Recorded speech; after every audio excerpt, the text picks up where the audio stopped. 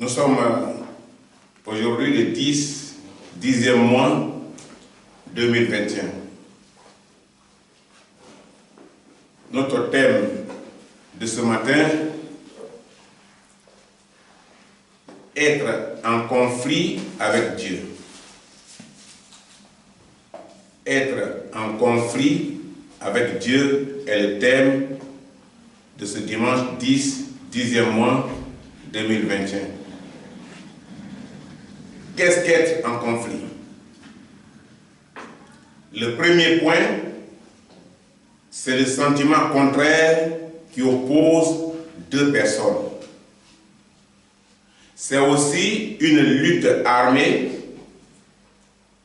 ou un combat entre deux ou plusieurs puissances qui se disputent un droit à cause des opinions d'intérêt. Ça, c'est le premier point. Le deuxième point s'intéresse aux personnes en conflit avec la loi. Ils ne respectent ni les autorités du pays, ni les lois, ni les droits des autres. Ceux-là, ils sont en conflit avec la loi. Mais, par leur action, ils provoquent la colère, la frustration ou la rancune.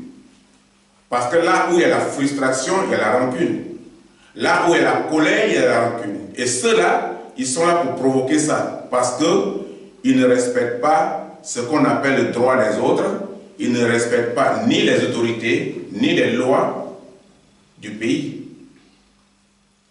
Le troisième point s'adresse à des personnes en conflit avec Dieu.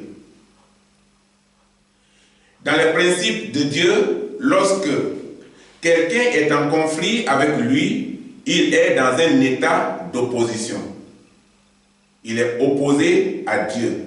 Dans ce cas-là, il est en conflit avec Dieu parce qu'il est dans la désobéissance. Et quelqu'un qui est dans la désobéissance est en conflit avec Dieu parce qu'il est opposé à Dieu et à ses principes. Dans le droit humain, l'expression être en conflit avec la loi désigne principalement toute personne de moins de 18 ans qui a commis seul ou en accord avec d'autres une infraction ou être accusé ou complice dans un fait. Maintenant, nous allons nous tourner vers la Bible. Nous allons lire dans Romains 12, verset 18.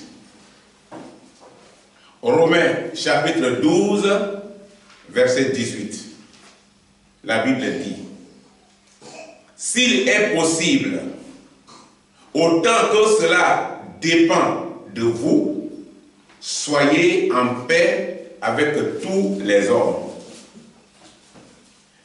Quand vous lisez ce verset est profond. Parce que le verset dit autant que cela dépend de vous. Ça engage l'homme lui-même dans toutes les responsabilités pour vivre en paix avec les autres hommes. C'est ce que la Bible dit. Donc, ça dépend de chacun. Pour créer une paix entre deux, entre trois, entre beaucoup, les conditions dépendent des concernés et de chacun de nous. Ici, par ce verset, la Bible amène l'homme à faire le minimum d'efforts. Je n'ai pas dit maximum. Je dis le minimum d'efforts pour éviter le conflit. Et vivre en paix avec les autres. Parce que pour vivre en paix avec les autres, tu as besoin de fournir le minimum d'efforts. La Bible dit, dans le verset que nous avons lu, autant que cela dépend de vous, Donc, le minimum d'effort dépend de nous, de chaque individu, pour mieux vivre avec les autres. Il faut faire un minimum d'effort pour vivre avec les autres. Autant que ça dépend de toi. Autant que tu seras vivant, si réellement tu veux la paix, il faut créer cette paix. Il faut nourrir cette paix.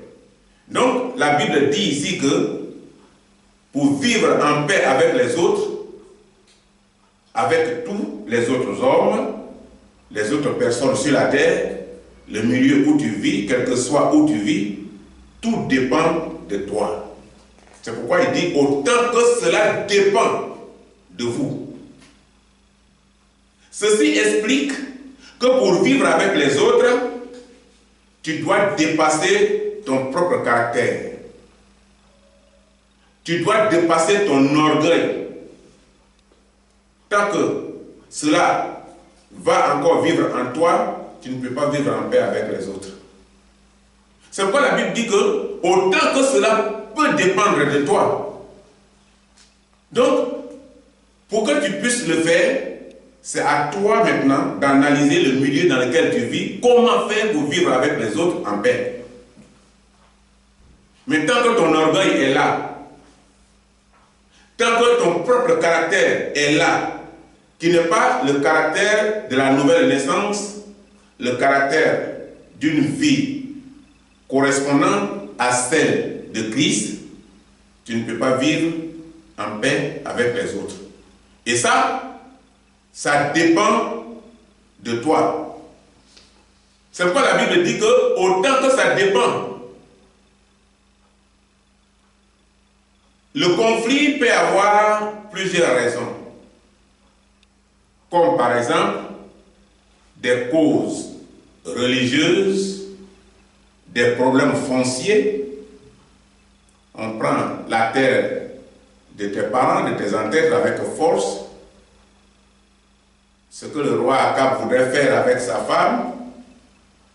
Et quand le propriétaire n'est pas accepté, qu'est-ce qui va se passer? Ils vont l'assassiner. Madame va comploter pour faire un cachet parallèle de la présidence, de celui de la présidence, pour amener des militaires à aller assassiner parce qu'on a refusé la terre à son mari et son mari est roi. L'orgueil était là.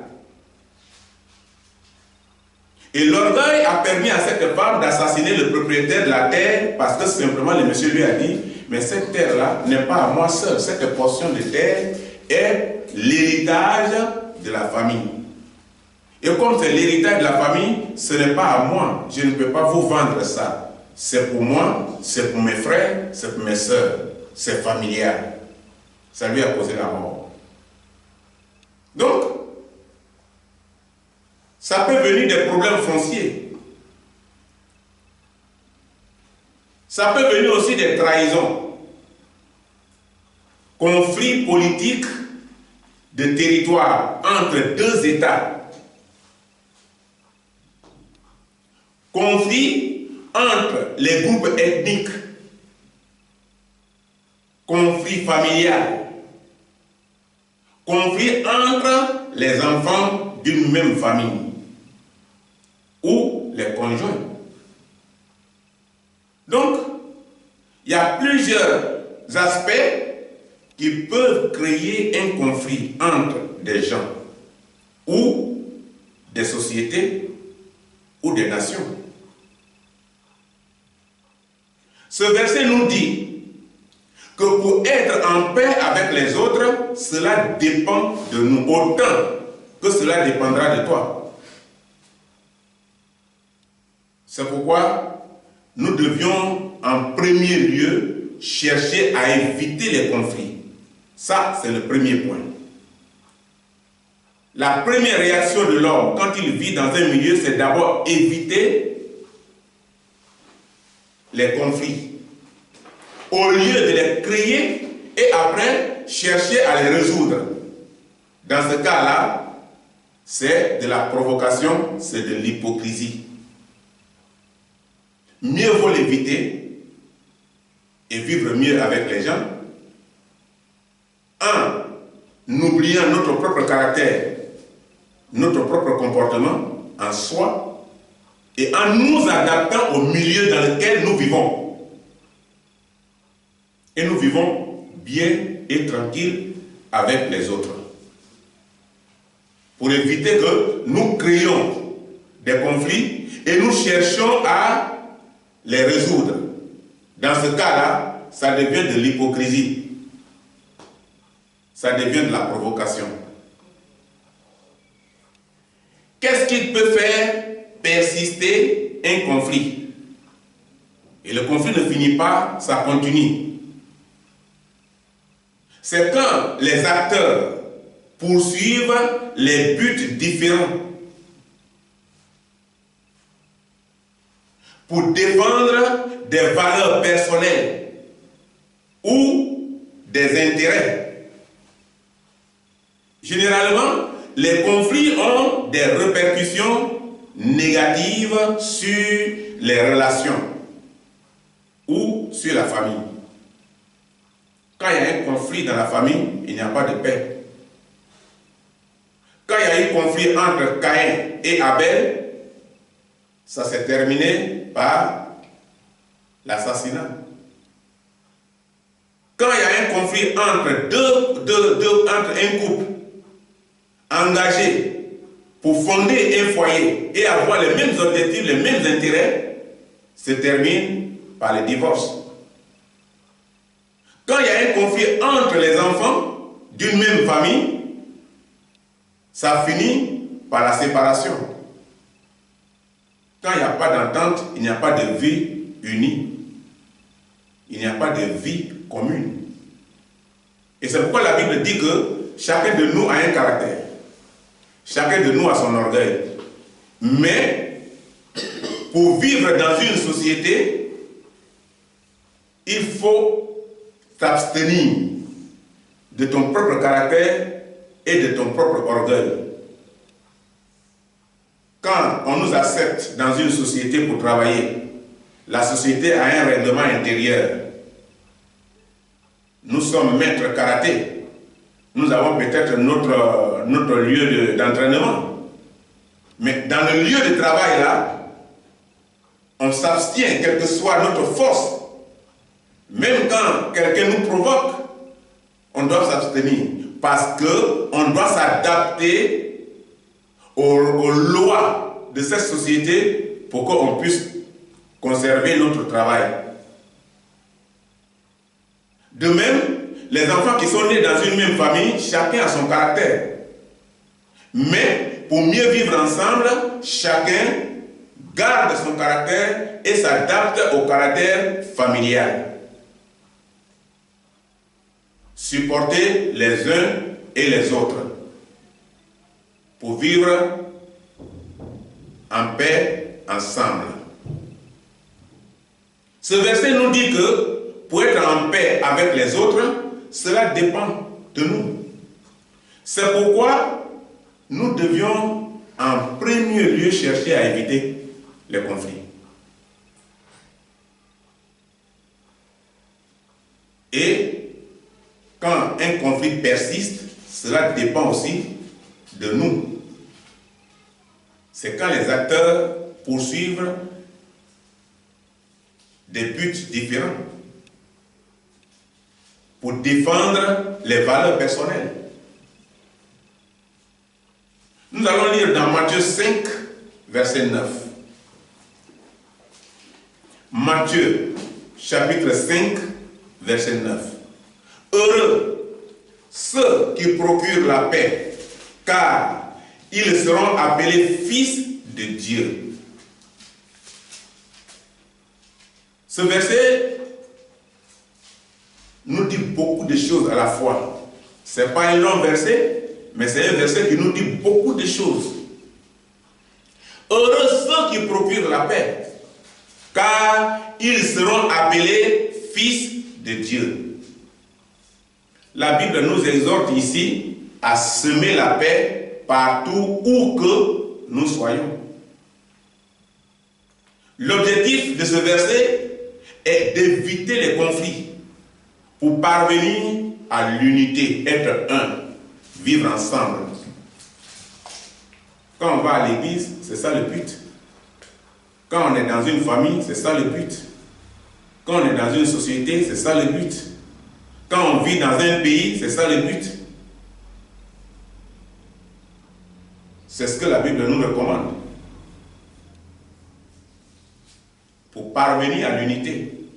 Sans l'unité, il n'est très souvent pas possible de cohabiter. Parce que chacun aura sa raison et sa défense. Et tant que chacun aura sa raison et va se baser sur la raison et va appliquer sa raison, il sera sur sa défense, il n'aura jamais de paix. S'il y a 10 personnes et chacun a sa raison et chacun a sa défense, l'orgueil sera là, il n'aura jamais de paix. Chacun a sa raison, chacun a sa défense. Mais chacun met sa raison de côté, sa défense de côté et crée la paix entre lui et les autres. L'unité des membres de l'Église est une menace pour le diable. Quand les membres s'unissent, quand les chrétiens deviennent un pour combattre l'ennemi, ils deviennent puissants et l'ennemi s'affaiblit. Quand dans une église, les gens qui vont dans une église sont d'un accord commun, sont réellement nés de nouveau, qu'ils combattent l'ennemi, ils deviennent forts. Et l'ennemi est abattu parce qu'il s'affaiblit. C'est ce que la Bible nous dit. La Bible dit que c'est une menace pour Satan, pour le diable. C'est une menace pour le diable qui profite de chaque problème non résolu pour les séparer. Quand il y a un problème qui est posé et que le problème n'est pas résolu, Satan profite de ce problème et il sépare une société. Ça peut être 2 pays, plusieurs pays, ça peut être une famille, ça peut être un couple, ça peut être des enfants de mêmes parents, et ils sont séparés. Parce qu'il y a un conflit qui est arrivé, il y a un problème qui est posé, et ça n'a pas été résolu. Et comme ça n'a pas été résolu, l'ennemi en profite. C'est pourquoi la Bible dit que l'unité des membres de l'Église est une menace pour Satan. Quand ils sont unis, ils sont une menace pour Satan. Mais quand ils sont dispersés, ils sont une proie pour Satan. Ils sont une proie pour le diable. Parce que le diable profite de chaque problème non résolu pour les séparer. Ce qui rend souvent la vie d'ensemble difficile, c'est la confrontation d'idées. Je connais, moi là, personne ne va me dominer. Je connais la vie. Et l'autre aussi dit, moi je connais. Tu ne connais pas mieux que moi. Et il y a confrontation d'idées. Il y a confrontation d'attitudes et de comportement. Et quand cela existe dans un lieu, que ce soit une famille, que ce soit une société ou que ce soit des pays frontaliers, il y a un problème. La meilleure manière d'éviter un conflit entre vous et un ami ou un membre de votre famille sur un sujet, le mieux serait que vous évitez d'en parler. Ce sujet-là, vous n'en parlez pas. Vous le classez. C'est ce qui fait souvent que il y a des bagarres entre les footballeurs, entre les supporters. Parce qu'il y a un sujet qui est posé. Et chacun veut avoir raison sur ce sujet. C'est ce qui fait séparer les enfants de la même famille. C'est ce qui fait séparer souvent des gens d'une même société. Et la cohabitation devient difficile, impossible. Parce que chacun se base sur son propre comportement, sur ses propres attitudes et il y a confrontation d'idées. La meilleure manière donc, c'est de ne pas en parler, de ne pas parler du sujet. Et le mieux serait que vous n'en parlez pas. Vous évitez d'en parler. Ou discuter. Vous évitez d'en discuter. Vous ne discutez pas de ce sujet avec cette personne. Ce serait le mieux. Parce que cela peut provoquer des tensions. Or, où il y a tension, il y a conflit. Pour éviter les conflits, pour éviter les tensions, évitez le sujet. Classez-le et avancez.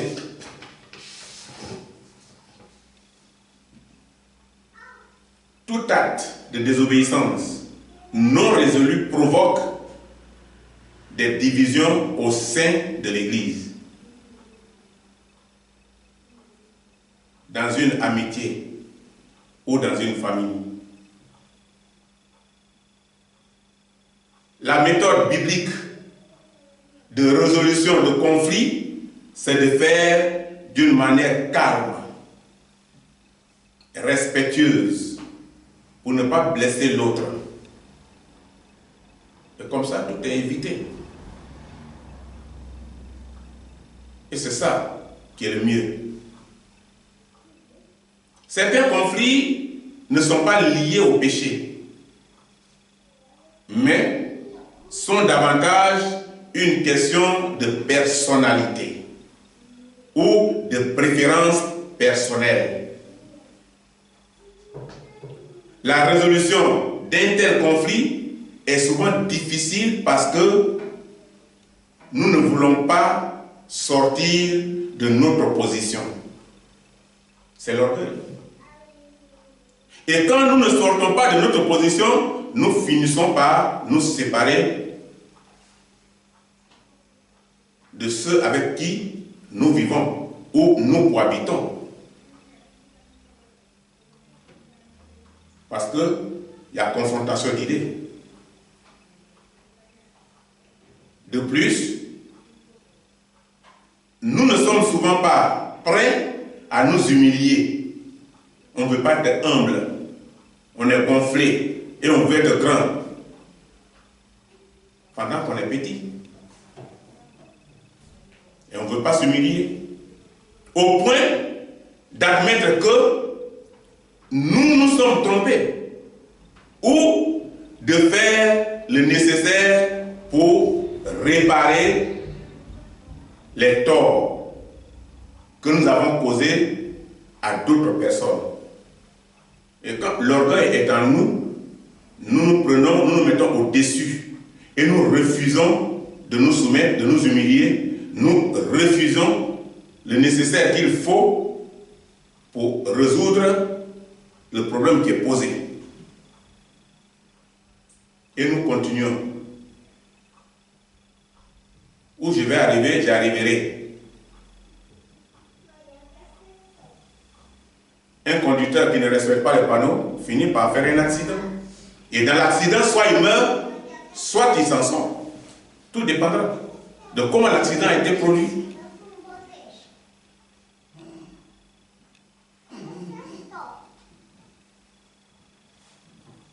Nous allons voir quelques aspects de l'unité dans la Bible selon les principes de Dieu. Avant de terminer. Nous, chrétiens,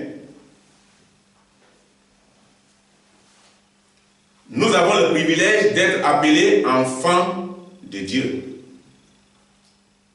C'est le but de notre Seigneur Jésus-Christ pour notre salut. Que nous soyons appelés enfants de Dieu. Nous allons lire dans 1 Jean 3, verset 1. 1 Jean.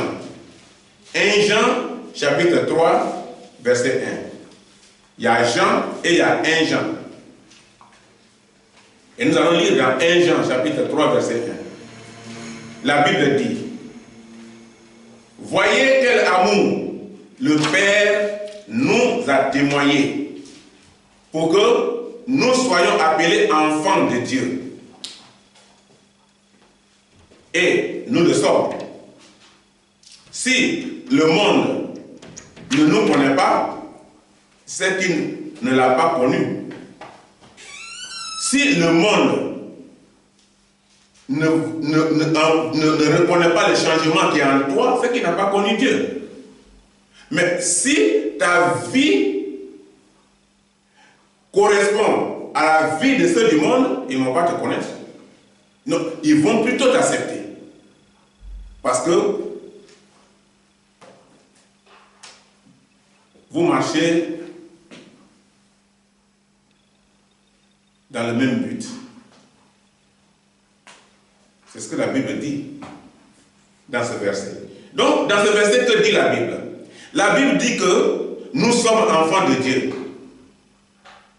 Et si vraiment nous le sommes, nous devons travailler. Non pas pour la nourriture qui se perd. Souvent, on veut l'argent. On veut la nourriture pour vivre, on veut l'argent. Mais l'argent nous aide à vivre sur la terre, mais elle ne va pas avec nous. Donc, c'est un moyen de dépannage pendant ton voyage.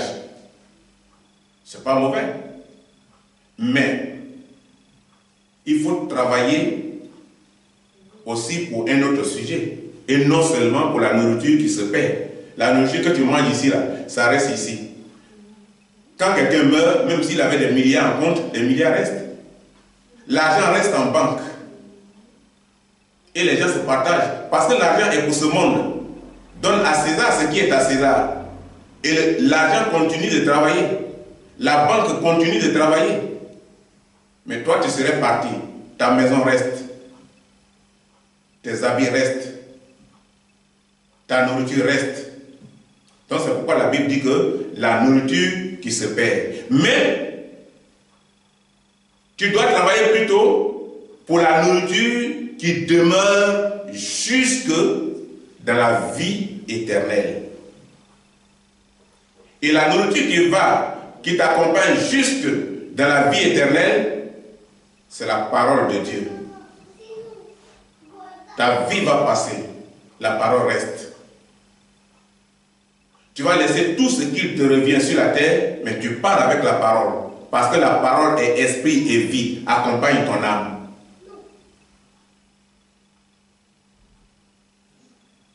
Le chrétien doit travailler aux œuvres de Dieu pour que nous soyons appelés enfants de Dieu. C'est le Seigneur qui a mis en nous son amour et le désir du bien, qui nous fournit des moyens de l'accomplir par l'entreprise de l'Esprit Saint. Tant que tu n'as pas cet esprit en toi, qui est appelé le Saint-Esprit, tu ne peux jamais accomplir l'œuvre de Dieu. Il te serait difficile. Parce que le monde va te dominer. Servir Dieu est une tâche noble, mais difficile. C'est difficile. Parce que la Bible va te couper toutes ces petites portions qui te mettaient dans la joie à l'époque. Et lorsque tu deviens chrétien, tu dois tous les abandonner pour que tu sois accepté dans ce qu'on appelle le groupe de nouvelle naissance, ceux qui sont nés de nouveau. Si tu as été pécheur ou si tu as été chrétien, que tu es tombé à un moment donné, il faut te relever et il faut te tenir définitivement debout. Si tu es dans les tentations, tu pries, tu sors de ces tentations. Parce que tant que tu seras vivant sur terre, tu seras dans les tentations. L'ennemi va te provoquer. Mais il faut résister. Quand les tentations viennent, à un moment donné, tu te souviens que, je suis tenté, hein. Je crois que je dois me ressaisir.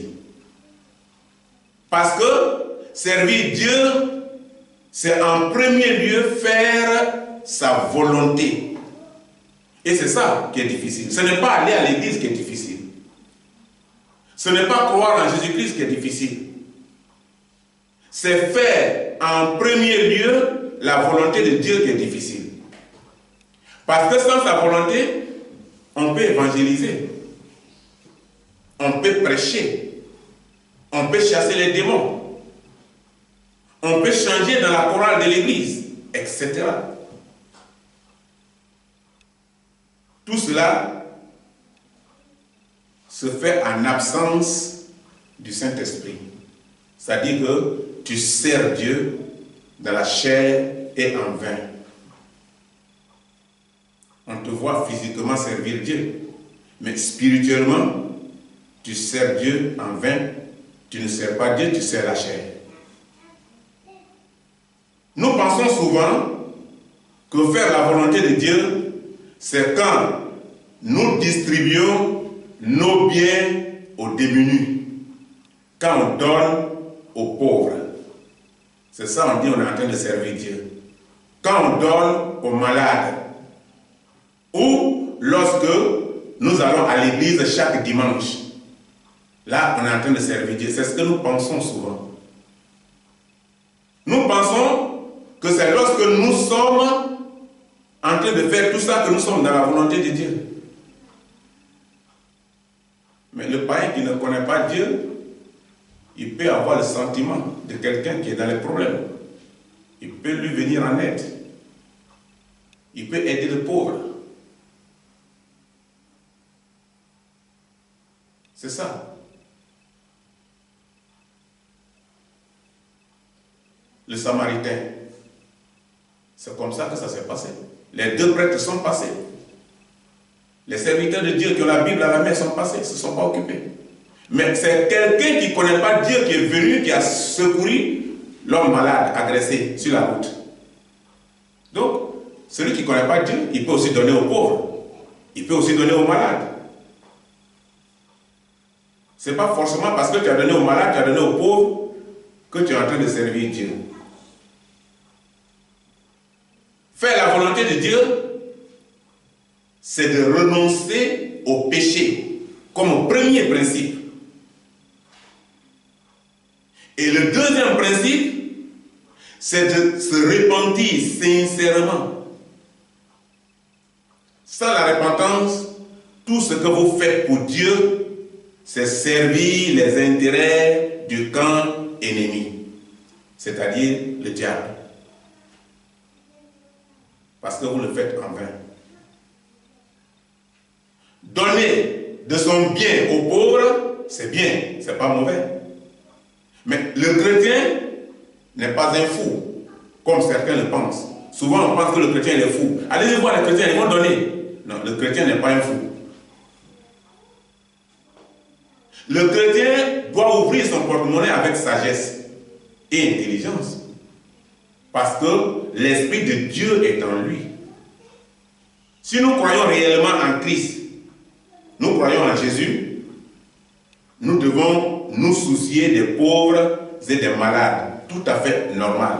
Ça, ce sont les principes de la Bible. C'est ce que Jésus a fait. Pendant sa mission, il guérissait les malades. Il se souvenait des pauvres. Mais la Bible dit de donner, mais il y a une condition. La Bible dit de donner, mais ce n'est pas à n'importe qui, ni à n'importe quelle œuvre pour être bon. Ayez le discernement d'abord, pour ne pas donner vos biens aux escrocs, aux malades, qui à leur tour apportent votre argent aux charlatans et aux féticheurs. C'est-à-dire que vous avez payé la dîme à Satan. Vous avez servi Satan, vous n'avez pas servi Dieu. Parce que vous n'avez pas eu le discernement. Et votre argent évolue, fait évoluer les charlatans, fait évoluer les féticheurs, qui sont ennemis de Dieu, les idolâtres.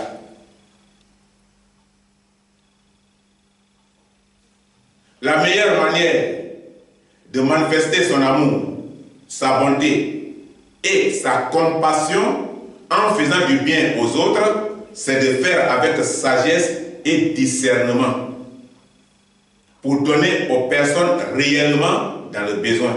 Vous aurez servi le Seigneur parce que votre bien a sauvé une âme, a sauvé une vie. En conclusion, ce matin, le chrétien n'est pas quelqu'un qui fait le bien pour plaire aux hommes. Si c'est dans ce cas-là, tu n'es pas en train de servir Dieu. Le chrétien est quelqu'un qui fait la volonté de Dieu pour plaire à Dieu. Que Dieu nous bénisse.